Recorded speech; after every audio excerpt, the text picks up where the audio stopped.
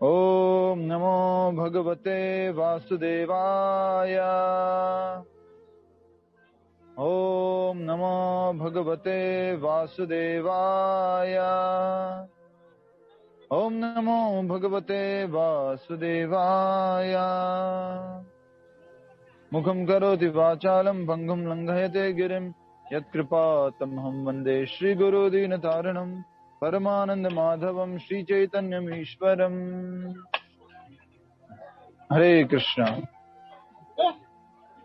सभी भक्तों का स्वागत है आज के इस भगवद गीता कार्यक्रम में। आज की कथा हो रही है तीर्थराज पुष्कर से, तीर्थ गुरु पुष्कर से। तीर्थराज जो है प्रयागराज को बोला जाता है, प्रयागराज। और तीर्थ गुरु जो है पुष्कर को बोला जाता है। और वृंदावन जो है इन सबसे ऊपर है, ठीक है। वृंदावन इन सबसे ऊपर है। क्यों? क्योंकि जब तीर्थराज सारे तीर्थों की मीटिंग किए थे, प्रयागराज में सारे तीर्थों को बुलाए थे, तो वृंदावन नहीं गया था। अलग अलग तीर्थ, सारे तीर्थ गए थे पर वृंदावन नहीं गया था। तो बाद में सब मालूम करने की कोशिश करते, वृंदावन क्यों नहीं आया, सारे तीर्थ आए हैं, वृंदावन क्यों नहीं आया। तो अंत में बताया गया ये तो भगवान का निज धाम है, स्वयं भगवान का धाम है। इसको कहीं जाने की जरूरत नहीं पड़ती, किसी मीटिंग में किसी में। तो ये भगवान का वृंदावन धाम बहुत ही अद्भुत है। सारे तीर्थों में सबसे निराला तीर्थ है और सबसे उत्तम तीर्थ है। श्री वृंदावन धाम की जय, पुष्कर धाम की जय। तो पुष्कर की कथा थोड़ी सी बताएंगे। आई थिंक मुझे लगता है पहले क्लास में सभी लोग ज्वाइन कर ले, उसके बाद बताएंगे और थोड़ा दर्शन भी करा देंगे। अब की डुबकी लगानी है, स्नान करना, उतना टाइम आपको चैंटिंग करनी पड़ेगी, ठीक है। यस, आपको भी स्नान करा देंगे। इधर पुष्कर से कर रहे हैं, आपको स्नान करा दे, पुष्कर के दर्शन करा देंगे। यस माता जी, हरे कृष्णा। म्यूट कर लीजिए मधु भंडारी माता जी, म्यूट कर लीजिए। क्या मधु भंडारी जी कुछ बोलो ना? म्यूट कर लीजिए, आपको बोला। बढ़िया प्रसाद खा रहे हैं। हरे कृष्ण। अध्याय 5 श्लोक संख्या 7 बहुत ही इंपॉर्टेंट श्लोक है और हम सब भक्तों के लिए श्लोक है, ठीक है। श्लोक को दोहराएंगे। योग युक्तो विशुद्धात्मा विजितात्मा जितेन्द्रियः सर्वभूतात्म भूतात्मा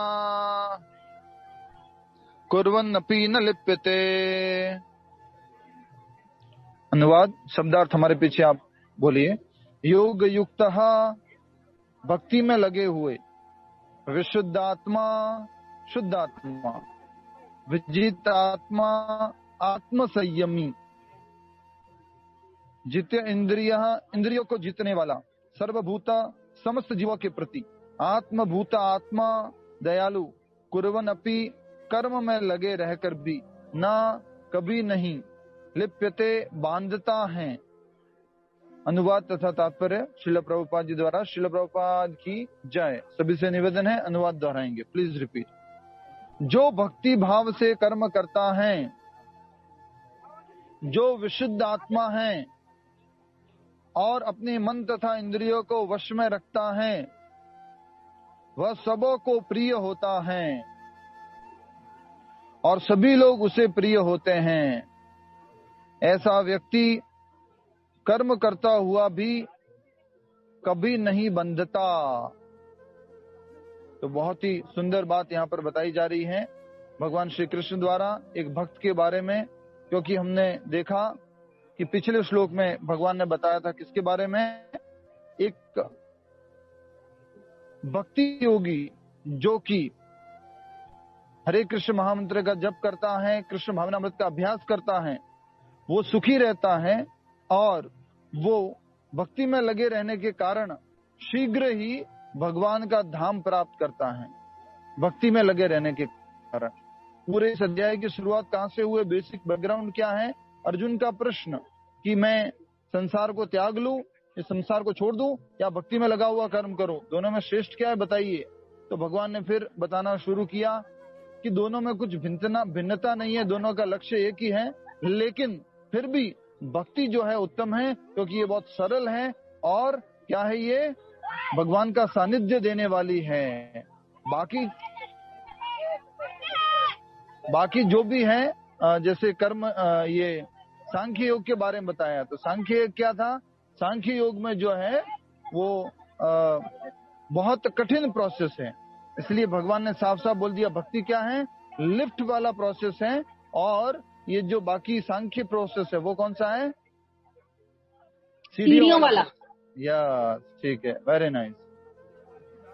तो अब हम इस आज के श्लोक से समझने जा रहे हैं। 2-3 शब्द उपयोग किए गए, उनको देख लीजिए। पहला तो शब्द उपयोग किया विशुद्ध आत्मा, अर्थात कि जो शुद्ध है आत्मा।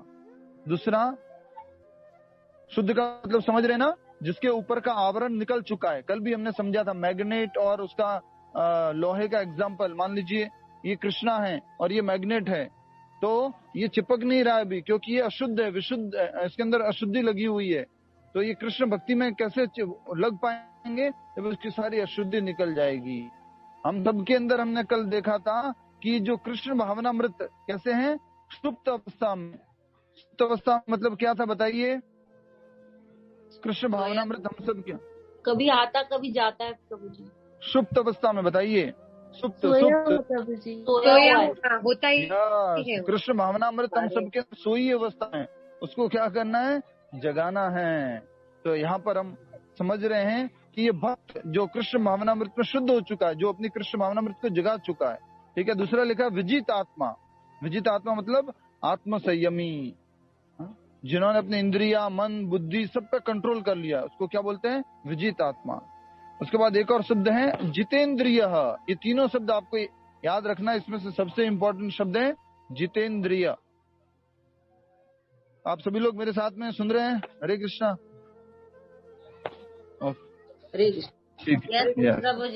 ओके, तो जितेंद्रिय, जितेंद्रिय का मतलब क्या है, इंद्रियों को जीतने वाले। हम सब लोग क्या हैं, कामेंद्रिय। कामेंद्रिय है, हरि बोल। और भी बोल सकते हैं इंद्रिय दास है हम, इंद्रियों को जीता नहीं है। हम तो हारेंद्रिय है। कौन से हम, हारेंद्रिय, इंद्रियों से हार चुके हैं, इंद्रियों से हार चुके हैं, इंद्रियों के अंडर में काम करते हैं, राइट। तो जितेंद्रिय और हारेंद्रिय, तो हमने इंद्रियों को जीता नहीं है, हम हार चुके हैं इंद्रियों से। अब हम इंद्रियों को जीतने का प्रयास करना है, राइट। ठीक है, आगे बढ़ते हैं। तो अब हम अनुवाद को एक बार फिर से देखते हैं। अनुवाद को पढ़िए मेरे पीछे, साथ साथ लीजिए इस अनुवाद को। जो भक्ति भाव से कर्म करता है, सबसे पहले तो कर्म करता है। तो ये पूरे अध्याय का नाम क्या है, कृष्ण भावना भावित कर्म। अध्याय का नाम है कृष्ण भावना भावित कर्म, कर्म योग। अर्थात कि आपको सारे जो कर्म करने हैं कृष्ण से जोड़कर करने हैं, राइट। तो जो भक्ति भाव से किसमें लगा हुआ है, कर्म करने में लगा हुआ है। जो विशुद्ध आत्मा है, शुद्धिकरण हो चुका है, उसका सारी अनर्थ निवृत्ति हो चुकी है। और उसके बाद और जो अपने मन तथा इंद्रियों को वश में रखता है, तो उसके लिए क्या बोला है, जितेंद्रिय। वह सबों को प्रिय होता है। जो शुद्ध हो चुका है, प्योर हो चुका है, कोई इम्प्योरिटी नहीं है, कोई द्वंद्व नहीं है, किसी के प्रति द्वेष नहीं है, कोई अहंकार नहीं है, कुछ लोभ नहीं है, कोई काम नहीं है, कोई क्रोध नहीं है, तो वो व्यक्ति प्योर हार्टेड सोल है और वो सबको प्रिय होता है। और दूसरा, उसने सारी इंद्रियों पर क्या कर रखा है, नियंत्रण कर रखा है, मन के ऊपर नियंत्रण कर रखा है। इसलिए वो भक्त, वो व्यक्ति अति प्रिय होता है सबों को। फिर आगे क्या बताए, एक तो वो सबको प्रिय है और फिर सभी लोग उसे प्रिय होते हैं। वो किसी को भी डिस्क्रिमिनेशन नहीं करता, समझ में आ रहा है ना। अब वो विशुद्ध हो चुका है, अब तो किसी को वो शरीर स्तर पर नहीं देख रहा है कि बोले ये अच्छा है, ये खराब है, ये काला है, ये गोरा है, या ये गाय है, ये बैल है, ये कबूतर है। तो ये सब तो नहीं देख रहा है वो। अब क्या देख रहा है, वो आत्मा के स्तर पर देख रहा है। इसलिए उसको भी सभी लोग प्रिय होते हैं। नेक्स्ट, ऐसा व्यक्ति कर्म करता हुआ भी कभी बंधता नहीं है। इसको क्या बोलते हैं, जीवन मुक्त। क्या लिखेंगे, जीवन मुक्त। कर्मणा मनसा गिरा, जो कर्म से, मन से, अपनी बुद्धि से हर समय कृष्ण भावनामृत में स्थित रहता है, उसको बोलते हैं जीवन मुक्त। तो जीते जी हम मुक्त रह सकते हैं। कैसे हम मुक्त रहेंगे, जब हम कृष्ण भावनामृत में कर्म करेंगे, अपनी इंद्रिय और मन के ऊपर विजय प्राप्त करेंगे, और जब हम शुद्ध हो जाएंगे, हमारी आत्मा शुद्ध हो जाएगी, तो क्या होगा, हम जो है भगवान कृष्ण को भी प्रिय होंगे, सब लोगों को प्रिय होंगे, सभी लोग हमें प्रिय होंगे, और ऐसा व्यक्ति कर्म करता हुआ कभी बंधता नहीं है, कभी फंसता नहीं है इस कर्म के बंधन में। ठीक है, नेक्स्ट तात्पर्य की तरफ आगे बढ़े। किसी को भी प्रश्न पूछना है? तीर्थराज पुष्कर से दर्शन है, कोई प्रश्न पूछना है तो पूछ सकते हैं।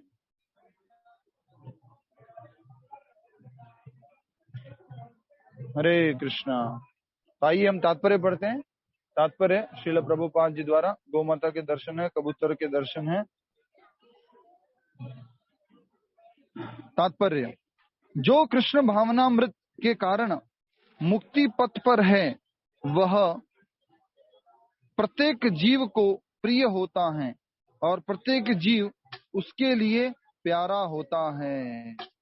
जैसा कि आप जानते हैं, देखा होगा, बहुत सारी कहानियां सुनी होगी कि जो एक भक्त है, जो शुद्ध भक्त है, प्योर डिवोटी है, वो जो है कभी भी किसी भी इवन चींटी के प्रति भी घृणा नहीं करता है। छोटी सी चींटी क्यों ना हो, कोई बिच्छू क्यों ना हो, उसके प्रति भी घृणा नहीं करता है। उसकी आत्मा शुद्ध हो चुकी है, अपनी इंद्रियों पर उसने विजय प्राप्त की है और इस प्रकार से वो कृष्ण भावनामृत में कार्य करता हुआ मुक्ति के पथ पर है। जैसे कि हमारे सामने उदाहरण है श्रील प्रभुपाद जी। श्रील प्रभुपाद जी सबसे पहले कहाँ पर गए? अमेरिका में गए। वहां पे भी कहा? बौरी स्ट्रीट में, जहाँ पे कौन लोग रहते थे? हिपीज रहते थे। यहाँ पे तो सभी लोग स्नान करने के लिए आते हैं, पर वहां तो वो स्नान ही नहीं करते थे। LSD वगैरह ड्रग्स वगैरह लेते थे, बड़े बड़े बाल वगैरह करके घूमते रहते थे। कभी कभी तो पैंट को ऊपर पहन लेते थे, टी-शर्ट को नीचे पहन लेते थे। ऐसे हिपीज थे वो सारे लोग। कुछ नहीं, बस माँ बाप को विरोध कर चुके हैं। माँ बाप बोलते हैं ऐसे करो वैसे करो, नहीं, हम अपनी मर्जी से अपना लाइफ जिएंगे, हैप्पीनेस ढूंढने की कोशिश कर रहे थे। वो ड्रग्स वगैरह ले रहे थे। तो प्रभुपाद जी ने उनको ऐसे नहीं किया। प्रभुपाद जी को वो भी प्रिय लगे कि इनको भी मुझे कृष्ण भावनामृत देना है, ये भी भगवान के भक्त बन सकते हैं, ये भी आत्मा है। ये दृष्टि प्रभुपाद जी के अंदर आई, राइट। तो इसलिए यहाँ पर कहा जा रहा है, जो कृष्ण भावनामृत के कारण मुक्ति पथ पर है, मोक्ष की तरफ आगे बढ़ रहा है, वह प्रत्येक जीव को प्रिय होता है। वो व्यक्ति भी, जो इंसान है, जो भक्ति में आगे बढ़ रहा है, वो व्यक्ति भी सबको प्रिय होता है और प्रत्येक जीव उसके लिए प्यारा होता है। Vice versa. समझ में आ गया ना आपको? ज्यादा डिटेल में तो नहीं है, सिंपल में है ये। वो सबको प्यारा लगता है और सभी लोगों को वो प्रेम करता है। ठीक है, नेक्स्ट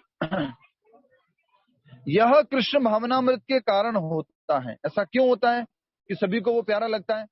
क्योंकि वो कृष्ण भावनामृत का अभ्यास करता है, अपनी इंद्रियों पर विजय प्राप्त कर चुका है, अपनी आत्मा को शुद्धि किया हुआ है।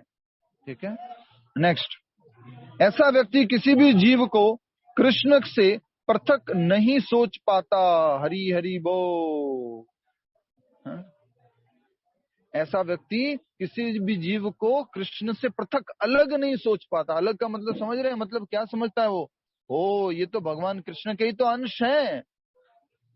सारे के सारे जीव किसके अंश हैं? भगवान श्री कृष्ण के। और हम सबने इस बात को कहाँ पर पढ़ा है? विभा माता जी कौन से अध्याय में पढ़ते हैं हम? भगवान के अंश हैं हम सभी लोग।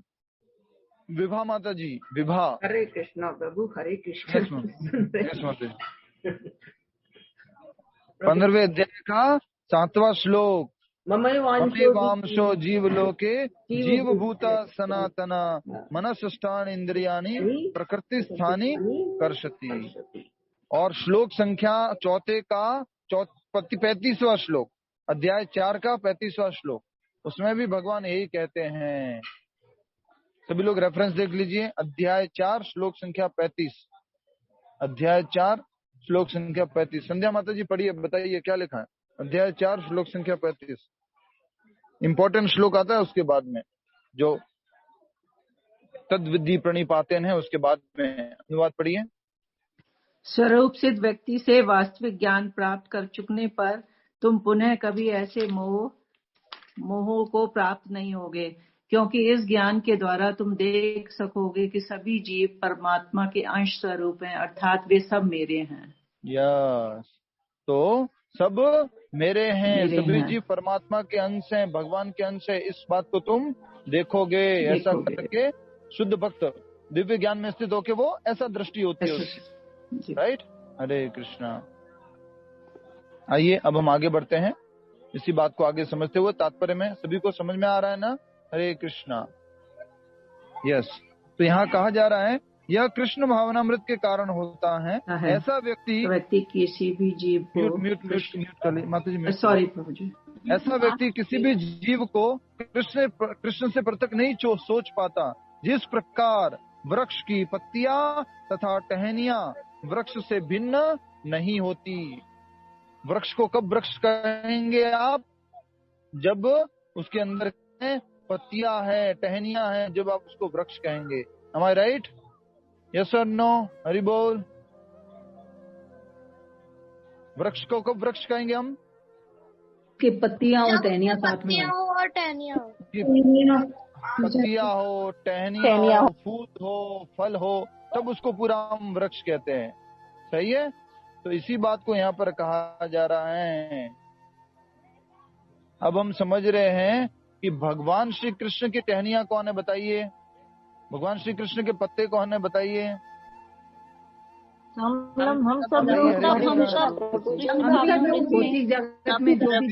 जो भी जीव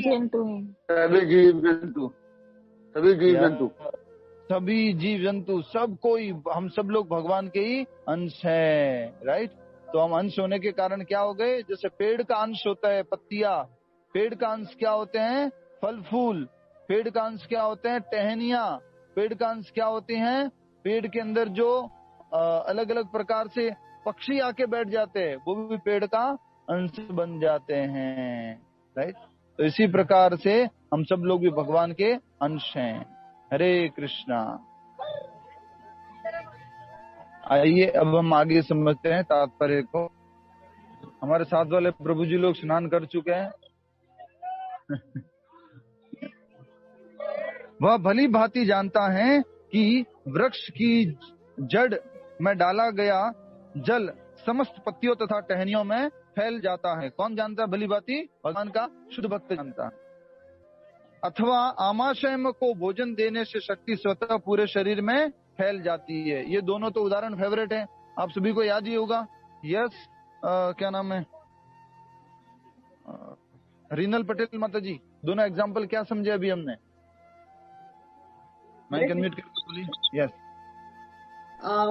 और वृक्ष की जड़ को पानी डालते हैं तो पत्तियां डाली सबको पानी मिलता है। वैसे ही और दूसरा उदाहरण, दो उदाहरण दिया गया। दूसरा पेट का हो गया प्रभु जी, खाना खाते ही मतलब पेट में आमाशय, पेट को अगर आप डालेंगे तो पूरे शरीर में जो है शक्ति चली जाती है। तो दोनों उदाहरण यहाँ पे दिए गए हैं। पहला कि वृक्ष की जड़ में डाला गया जल समस्त पत्तियों तथा टहनियों में फैल जाता है, अथवा आमाशय को भोजन देने से शक्ति स्वतः पूरे शरीर में फैल जाती है। क्योंकि कृष्ण भावनामृत में कर्म करने वाला सबों का दास होता है। ध्यान से समझिए इस बात को, अच्छे से समझिए इस बात को। जो हम समझने जा रहे हैं इस बात को अच्छे से समझिए, प्रेम से समझिए। क्या कहा जा रहा है यहाँ पर कि चूंकि कृष्ण भावनामृत में कर्म करने वाला सबों का दास होता है, अतः वह हर एक को प्रिय होता है। कृष्ण भावना वाला व्यक्ति क्या सोचता है? मैं सबों का दास हूँ। बाकी हम लोग क्या सोचते रहते हैं? बोलिए, हम लोग क्या सोचते हैं? यस, हम लोग मालिक बनने की कोशिश करते रहते हैं। जो कृष्ण भावनामृत में तो आ गए हैं, अगर हम कृष्ण भावनामृत में आ गए हैं तब तो ठीक है, अच्छी बात है, बहुत अच्छी बात है। और जीवेर स्वरूपा हय नित्येर कृष्णेर दास। जल्दी से हम छोटी सी बात समझ लेते हैं। एक बार प्रभुपाद जी जापान में गए थे। एक भगवत गीता है और एक कृष्णा बुक है, आपने नाम सुना होगा, कृष्णा बुक, लीला पुरुषोत्तम भगवान श्री कृष्ण, वो किताब है। उसका प्रिंटिंग के लिए प्रभुपाद जी गए हुए थे। तो क्या हुआ, प्रभुपाद जी वहां गए हुए थे तो वहां पे उनका एक रिप्रेजेंटेटिव, कंपनी का रिप्रेजेंटेटिव आया और वो अपना सब प्रभुपाद जी को और सारे डिवोटीज को स्वागत करते हैं, बोर्ड रूम में लेके जाते हैं। फिर उसके बाद में कंपनी के सारे बड़े बड़े लोग आ जाते हैं, डायरेक्टर आ जाते हैं, चेयरमैन आ जाते हैं, प्रेसिडेंट आ जाते हैं, और भी कोई मैनेजर्स वगैरह, ये सारे लोग वहां पर आ जाते हैं। और उसके बाद में मीटिंग होती है, बहुत अच्छी मीटिंग होती है, मीटिंग सफल होती है, सब लोग सपोर्ट करने के बारे में बोलते हैं। उसके बाद क्या होता है, उसके बाद जो है सब लोग चले गए। अब वो कंपनी का रिप्रेजेंटेटिव सब लोग अपना अपना कार्ड दे रहे थे प्रभुपाद जी को, तो उसने सबके कार्ड इकट्ठे किए, कंपनी के रिप्रेजेंटेटिव ने, उस व्यक्ति ने, एक व्यक्ति ने सबके कार्ड ले लिए। अब प्रभुपाद जी निकल रहे थे, तो प्रभुपाद जी ने उससे पूछा कि तुम्हारे जीवन का उद्देश्य क्या है? क्या पूछा उससे, बोलिए, तुम्हारे जीवन का? नैना पटेल माता जी क्या बोला? नैना पटेल माता जी क्या बोला? हरे कृष्ण प्रभु जी। यस, तुम्हारे जीवन का उद्देश्य क्या है? या तुम्हारे जीवन का उद्देश्य क्या है? तो वो क्या करता है मालूम है? बहुत सारे जैसे कार्ड थे ना, बहुत सारे कार्ड थे, 1 2 3 4 5 6 10 ऐसे कार्ड थे। सबसे नीचे उसका कार्ड रखा हुआ था। उसने वो कार्ड निकाला और सबसे ऊपर रख दिया और बोला ये मेरे जीवन का उद्देश्य है, मुझे इन सब का मालिक बनना है, इस कंपनी का मालिक बनना है, ये मेरा उद्देश्य है। तो हर किसी व्यक्ति के अंदर क्या भावना है? मालिक बनने की भावना है, प्रोपराइटर बनने की भावना है। ये भावना के कारण वो लोग जो हैं ये इस भौतिक जगत में सफर कर रहे हैं। हमारे अंदर भावना क्या होनी चाहिए? दास बनने की। हम सब लोग ये सोचते रहते मैं मालिक बनूं, मालिक बनूं, मालिक बनूं, लेकिन चैतन्य महाप्रभु क्या कहते हैं? इस बात को लिख लीजिए, गोपी भर्तियो पद कमलियो दास दासानुदास, दास दासानुदास, गोपी भर्तियो पद कमलियो दास दासानुदास। हम सब लोगों को क्या बनना है? भगवान का दास बनना है। हमें मालिक बनने की कोशिश नहीं करनी है। अब आज आप सभी से बोलना, गोपी भर्तियो पद कमलियो दास दासानुदास, गोपी भर्तियो पद कमलियोर दास दासानुदास। चैतन्य महाप्रभु बोलते हैं मैं दास के दास का, दास के दास का, दास के दास का 1000 टाइम्स, 100 टाइम्स, मिलियन टाइम्स दास बनने की कोशिश करनी है। लेकिन हम तो क्या बनने की कोशिश करते रहते हैं? मालिक। 2 माला अगर ज्यादा किसी से कर रहे तो क्या बोलते हैं? हरि बोल, हरि बोल, ये काम करो। थोड़ा 1 साल पहले अगर ज्वाइन किया मंदिर में तो क्या कर रहे हो तुम? मेरी बात नहीं सुनते हो? मैं ये काम नहीं करूंगा, उसको ये काम दो। तो ये दास का भाव जो है वो हमारे में से चला जाता है अगर किसी तरह से हमारे अंदर कुछ ज्यादा है तो। वास्तव में हमारे भक्त के अंदर क्या होना चाहिए? इस श्लोक में भगवान कह रहे हैं कि वो प्रिय है। किसको प्रिय? सर्वभूतात्म भूतात्मा, वो सबको प्रिय है।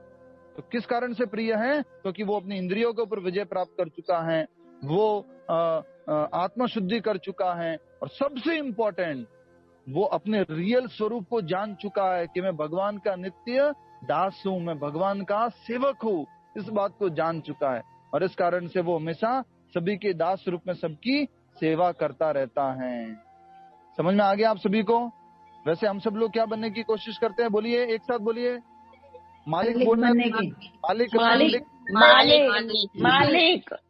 मालिक हम सब लोग मालिक बनने की कोशिश करते हैं। सब लोग मेरे अंडर में काम करे, बस कैसे न करके मैं सबको अपना काम बताऊं, वो लोग अपना मेरा काम करते रहे। राइट?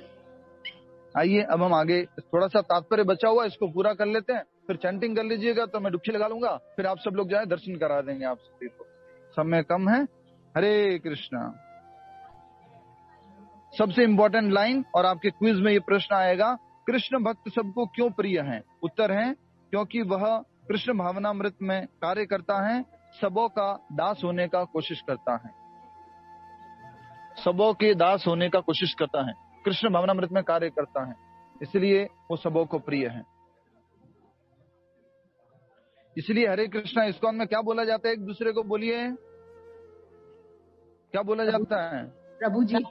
प्रभु जी मतलब कि मैं आपका दास हूँ, आप मेरे स्वामी हो। माता मतलब कि आप बड़े हो मेरे से, मैं आपकी दासी हूँ। आप ऐसे ये बोला जाता है।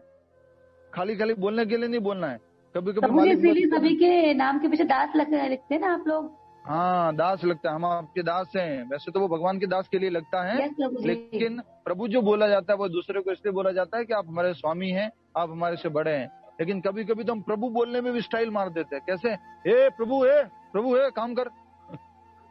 राइट? तो कैसा प्रभु? प्रभु को ही काम पर लगा दिया। राइट? तो ये खाली प्रभुपाद जी बोलते थे प्रभु बोलना नहीं है, प्रभु का भाव भी होना है, अर्थात कि अपने को दास मानने का भाव भी होना है। ठीक है? हरे कृष्णा। आगे पढ़िए। अतः वह हर एक को प्रिय होता है, क्योंकि प्रत्येक व्यक्ति उसके कर्म से प्रसन्न रहता है। अब वो सबको सेवा करेगा तो सब प्रसन्न रहेंगे ना? ऐसा नो? कोई आपको सेवा करेंगे तो आप उस सेवक से खुश रहेंगे ना? तो इसलिए वो प्रत्येक व्यक्ति उसके कर्म से प्रसन्न रहता है, अतः उसकी चेतना शुद्ध रहती है। एक बात बताइए, सिंपल सी बात बताइए, हर कोई किसी की सेवा कब कर सकता है? हर कोई व्यक्ति किसी की सेवा कब कर सकता है? कौन बताएगा उत्तर? आप में से ज्वाइन किए डिवोटीज, पुष्कर धाम से हम बोल रहे हैं, पुष्कर धाम से आपको उत्तर देना है। हरे कृष्णा। प्रभु जी ऑनेस्टली बताओ, जब उसमें दास भाव होगा, निर्मल भाव होगा। गौ माता हरि बोल। चलो चलो चलो। जब उसमें दास भाव होगा। बस बस बस बस। प्रभु इसको बुलाओ, इधर बुलाओ। हरे कृष्णा प्रभु जी। हरे कृष्णा। कथा सुनने आ रही प्रभु जी अभी। हाँ, तो नहीं, दास भाव होने से नहीं है कोई। सेवा कब करो? सेवा किसी को किसी से कोई प्रिय होगा प्रभु जी, ऑनेस्टली बताओ अपनी सिद्धि प्राप्ति के लिए। नहीं नहीं, अब शांत हो जाइए, शांत हो जाइए, शांत हो जाइए। जब उसका मन निर्मल होगा, या जब निर्मल हो जाएगा मन, जब उसका अहंकार खत्म हो जाएगा, तब वो सबका दास बन पाएगा और तभी सारे लोग उसको प्रिय मान बैठेंगे। ये पूरी प्रक्रिया है। हाँ, हम किसी के दास क्यों नहीं है, या हमारे अंदर ये दास भाव क्यों नहीं आ रहा है? अहंकार, मैं इंजीनियर, मैं डॉक्टर, मैं बड़े घर में रहने वाला। अरे भगवान भी अर्जुन के दास बन गए थे, उसके सारथी बन गए थे, राइट? हरे कृष्णा। नेक्स्ट हम समझने का प्रयास करते हैं, आगे देखिए। समझ में आ गया ना? जब शुद्ध हो जाएगी आत्मा तो अहंकार ही नहीं बचेगा। तो जीवेर स्वरूपा नित्य कृष्णदास, भगवान के नित्य दास है, तो हम भगवान की सेवा में लगे रहेंगे। नेक्स्ट, क्योंकि उसकी चेतना शुद्ध रहती है, अतः उसका मन पूर्णतया नियंत्रण में रहता है। अब देखिए, इसका उल्टा कर दीजिए। मन को नियंत्रण करना है तो क्या करना पड़ेगा? मन को नियंत्रण में करना है तो आत्मा को शुद्ध करना पड़ेगा। शुद्ध कैसे होंगे? भगवान का नाम जप करके और खास करके सेवा करके, दास भाव में। ठीक है, आगे बढ़ते हैं। जहां समझ में नहीं आया पूछ लीजिएगा। मन के नियंत्रित होने से उसकी इंद्रिया संयमित होती है। कौन बताएगा? मन नियंत्रित है तो इंद्रिया भी संयमित है। क्यों? मन नियमित है तो इंद्रिया भी संयमित है। क्यों? बोलिए बोलिए, फास्ट, हरि बोल। प्रभु जी, आपने वो घोड़े वाला जो दिखाया था, उसमें इंद्रिया आगे थी, फिर पीछे मन था। मन नियंत्रित है तो बुद्धि भी स्थिर रहती है, स्थिर रहती है। और सब भूल जाते हैं आप लोग। सबसे नीचे इंद्रिया, उसके ऊपर मन, उसके ऊपर बुद्धि। तो अगर मन नियंत्रित है, मन किसको नियंत्रित करेगा? बुद्धि को नियंत्रित करेगा, राइट जी? नहीं, उल्टा बोल रहा हूँ। तो भी इंद्रियों को प्रभु जी, प्रभु इंद्रियों को करेगा, सब लगाम खींच के रखेगा। क्या है? इंद्रिया है तो इंद्रियों को वो नियंत्रित करेगा। इसलिए लिखा है, क्योंकि उसका मन सदैव स्थिर रहता है, अतः उसके विचलित होने का कोई प्रश्न नहीं उठता। जो हम इस पुष्कर धाम में आए हुए हैं ना, जैसे पुष्कर धाम में जहां पर जिस स्थान पर है, यहाँ पर ही विश्वामित्र को मेनका ने विचलित किया था। यहाँ पर पुष्कर धाम पर ही, यहाँ पर मेनका जो थी, उन्होंने भेजा था, इंद्र ने भेजा था। उस मेनका ने इंद्र के कहने पर जो मेनका यहाँ पर आई थी, अप्सरा, मेनका अप्सरा इंद्र के कहने पर जो आई थी, तो यहाँ पर तपस्या कर रहे थे। कौन? विश्वामित्र जी। उनकी तपस्या को भंग करने वाली मेनका। तो अर्थात इंद्रिय, जब मन पूरी तरह से विशुद्ध नहीं होगा, भौतिक इच्छा कुछ होगी, तो इंद्रिय संयम मुश्किल है। इसलिए यहाँ पर लिखा हुआ इस लाइन को अंडरलाइन कर लीजिए परमानेंटली। मन के नियंत्रित होने से उसकी इंद्रिया संयमित रहती है, उसका मन सदैव कृष्ण में स्थित रहता है, अतः उसके विचलित होने का कोई प्रश्न नहीं उठता। उसका मन किसमें स्थित रहता है? बोलिए, हरे कृष्णा, फास्ट। आप में से कौन बोलेगा? उसका मन कृष्ण में स्थित रहता है, इसके लिए वो कभी विचलित नहीं होता। लेकिन जो निराकारवादी होते हैं, जो सन्यासी होते हैं, जो छोड़ के चले जाते हैं, जो मायावादी होते हैं, तो उनका मन किधर स्थित रहेगा? बताओ, कुछ है क्या स्थिर रखने के लिए? कुछ नहीं है, तो स्थिर कैसे रहेगा? इसलिए यहाँ पर हमेशा कहा जाता है कि हमें भक्ति योगी बनना है, हमें न तो ज्ञान योगी बनना है। क्योंकि ज्ञान योगी किसमें अपना ध्यान स्थिर करने की कोशिश करता है? निराकार में। निराकार में। मैं इतना मुश्किल से क्लास ले रहा हूँ, उसमें भी आप गलत गलत उत्तर देते हो। परमात्मा में। ज्ञान योगी, अरे परमात्मा में नहीं, ब्रह्म में, निराकार में। क्या कर रहे हो आप लोग? ज्ञान योगी निराकार ब्रह्म में अपना मन स्थित करने की कोशिश करता है। अष्टांग योगी परमात्मा में स्थित करने की कोशिश करता है। भक्ति योगी स्वयं भगवान में स्थित करने की कोशिश करता है। क्या इतनी छोटी छोटी गड़बड़ करते हो? इधर आके ट्राई करो एक बार क्लास लेने की, कितना मुश्किल है। एक तरफ पानी, दूसरी तरफ पानी, इधर कबूतर, उधर लोग, गाय, और उधर प्रभु जी ऊपर से बोल रहे टाइम हो गया, टाइम हो गया, टाइम हो गया। सही से समझना है, खाली रटना नहीं। आप हरे कृष्णा। सब लोग ये पढ़िए अब। क्योंकि उसका मन सदैव कृष्ण में स्थित रहता है, अतः उसके विचलित होने का कोई प्रश्न नहीं होता, क्योंकि मन किस में स्थित है? कृष्ण में स्थित रहता है। ठीक है, आगे बढ़ते हैं, पूरा हो जाएगा ये। नहीं उसे कृष्ण से संबंध कथाओं के अतिरिक्त अन्य कार्यों में अपनी इंद्रियों को लगाने का अवसर मिलता है। कृष्ण से संबंधित जो सेवा है, कृष्ण के संबंधित जो कथाएं हैं, उसमें ही वो अपनी इंद्रियों को लगाता है। कान को भगवान का कथा सुनने में, जीवा को भगवान का प्रसाद पाने में, और बाकी जितने भी शरीर की इंद्रियां हैं उनको सबको कृष्ण की सेवा में लगाता है। उदाहरण कौन है? राजा अम्बरीश, अम्बरीश महाराज, याद है ना आपको? अम्बरीश महाराज का उदाहरण, जो सारी इंद्रियों को भगवान की सेवा में लगा लेते। न ही उसे कृष्ण से संबंध कथाओं के अतिरिक्त अन्य कार्यों में अपनी इंद्रियों को लगाने का अवसर मिलता है। वह कृष्ण कथा के अतिरिक्त और कुछ सुनना नहीं चाहता। वह कृष्ण को अर्पित किए भोजन के अतिरिक्त अन्य कुछ नहीं खाना चाहता, और न ऐसे किसी स्थान में जाने का इच्छा रखता है जहाँ कृष्ण संबंधी कार्य नहीं होता। तो आज आपको ये भी मालूम पड़ गया कि ऐसे स्थान पर जाना भी नहीं चाहिए जहाँ कृष्ण नहीं है, भगवान नहीं है, भक्ति नहीं है। हा? हम लोग नए साल पर ट्रिप बना रहे होंगे कि अभी 27-28 तारीख को निकल जाएंगे, वहां पे होटल में रहेंगे, लोनावला जाएंगे, या फिर शिमला जाएंगे, या कहीं और ऐसी जगह जाएंगे घूमने के लिए, दुबई जाएंगे। हाँ, मंदिर आइए, वृंदावन आइए, ऐसे ये कहा गया है। ठीक है। नेक्स्ट, वह कृष्ण कथा के अतिरिक्त और कुछ सुनना नहीं चाहता। वह कृष्ण के अर्पित किए भोजन के अतिरिक्त कुछ नहीं खाना चाहता, और वह न ऐसे किसी स्थान में जाने की इच्छा रखता है जहाँ कृष्ण संबंधी कार्य नहीं होता। अतः उसकी इंद्रियां वश में रहती हैं। ऐसा व्यक्ति जिसकी इंद्रियां संयमित हो, वह किसी के प्रति अपराध नहीं कर सकता। इस पर कोई यह प्रश्न नहीं कर सकता, तो फिर अर्जुन अन्यों के प्रति युद्ध में आक्रामक क्यों था? वापिस प्रश्न आ गया ये। अगर ऐसा व्यक्ति शुद्ध होता है, प्योर होता है, तो अर्जुन युद्ध में आक्रामक क्यों था? अर्जुन युद्ध करने के लिए आतुर क्यों बन गया था बाद में? आइए इसको हम समझते हैं। आगे प्रभुपाद जी बता रहे हैं। हरे कृष्णा, हरे कृष्णा। म्यूट कीजिए, किसका माइक ऑन है म्यूट कीजिए प्लीज। विभा माता जी आप कंट्रोल कीजिए। अतः उसकी इंद्रिया वश में रहती है। ऐसा व्यक्ति जिसकी इंद्रिया संयमित हो, वह किसी के प्रति अपराध नहीं कर सकता, मतलब कि किसी को नहीं मार सकता। किसी को मारेगा क्या? वो शुद्ध हो चुका है, किसी को नहीं मारेगा, किसी को हर्ट नहीं करेगा, किसी का नुकसान नहीं पहुंचाएगा। तो क्या बताया गया आगे? इस पर कोई यह प्रश्न नहीं कर सकता, तो फिर अर्जुन अन्यों के प्रति आक्रामक क्यों था? अरे भगवान का शुद्ध भक्त तो किसी के प्रति लड़ाई नहीं करता है, किसी के ऊपर आक्रमण नहीं करता है, सबको प्रिय होता है, तो वो आक्रमण क्यों कर रहा है? दूसरा, क्या वह कृष्ण भावना भावित नहीं था? वो कृष्ण कॉन्शियस नहीं था? अर्जुन ऐसा क्यों कर रहा है? आगे देखते हैं। वस्तुतः अर्जुन ऊपर से ही आक्रामक था। ऊपर से मतलब बाहर से, दिखावे के लिए। पहले तो सबसे पहले तो वो मारना ही नहीं चाह रहा था, बिल्कुल ही मना कर दिया था अर्जुन ने, तो मैं युद्ध नहीं करूंगा, बैठ जाता। अर्जुन बैठ गया था, तो वो आक्रामक नहीं था। पर बाद में भगवान कृष्ण ने बोला तब वो आक्रमण कर रहा था। वस्तुतः अर्जुन ऊपर से आक्रामक था, क्योंकि जैसा कि द्वितीय अध्याय में बताया जा चुका है, आत्मा के अवध्य होने के कारण युद्ध भूमि में एकत्र हुए सारे व्यक्ति अपने अपने स्वरूप में जीवित बने रहेंगे। किसी की मृत्यु कभी नहीं होती है, सब लोग शाश्वत आत्मा हैं। तो अर्जुन को ये बाद में ज्ञान हो चुका था। नेक्स्ट, अतः आध्यात्मिक दृष्टि से कुरुक्षेत्र की युद्ध भूमि में कोई मारा नहीं गया।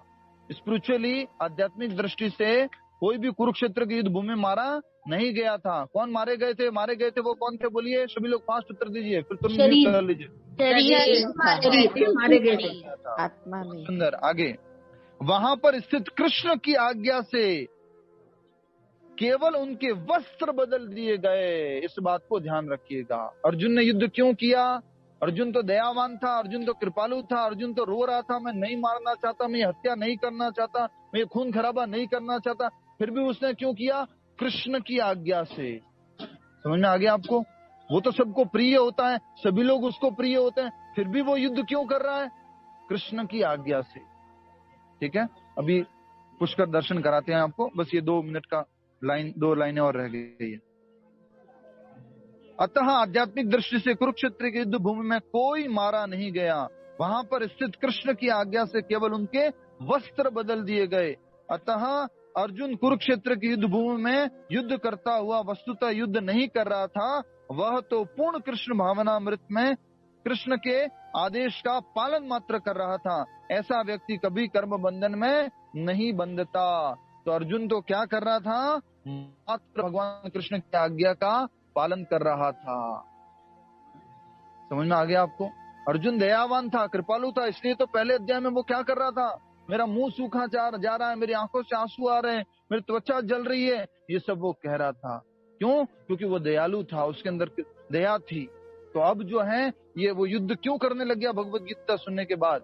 भगवान कृष्ण की आज्ञा का पालन करते हुए उसको समझ में आ गया कि जिस क्षत्रिय मुझे अपना कर्तव्य करना है युद्ध करने का, दूसरा मैं किसी भी ये जो गलत दृष्टि है मेरी कि ये व्यक्ति मारे जाएंगे, कोई मारा नहीं जाने वाला है, और जो शरीर है वो परिवर्तित हो रहा है, वस्त्र बदल रहा है, उनके कर्मों के अनुसार उनको जो भगवान कृष्ण जो कह रहे हैं वो मुझे सजा देनी है। मैं तो क्या बन रहा हूँ, एक मात्र निमित्त बन रहा हूँ, निमित्त मात्रेण भव सव्यसाची। तो अर्जुन तो मात्र निमित्त बने थे। तो आज के श्लोक में हमने बहुत इंपॉर्टेंट बात समझी। अगर हम निर्मल हो जाएंगे, अगर हम शुद्ध हो जाएंगे, तो हम सबको किस भाव से देखेंगे, स्वामी की भाव से देखेंगे, और हम अपने आप को दास भाव से देखेंगे और उनकी सेवा करेंगे। और ऐसा व्यक्ति हमेशा सबको प्रिय होता है और सब लोग उसको प्रिय होते हैं। इस प्रकार वो कर्म करता हुआ भी कभी कर्म बंधन में नहीं फंसता है। हरे कृष्णा। ठीक है, हम यहीं पे समाप्त करते हैं।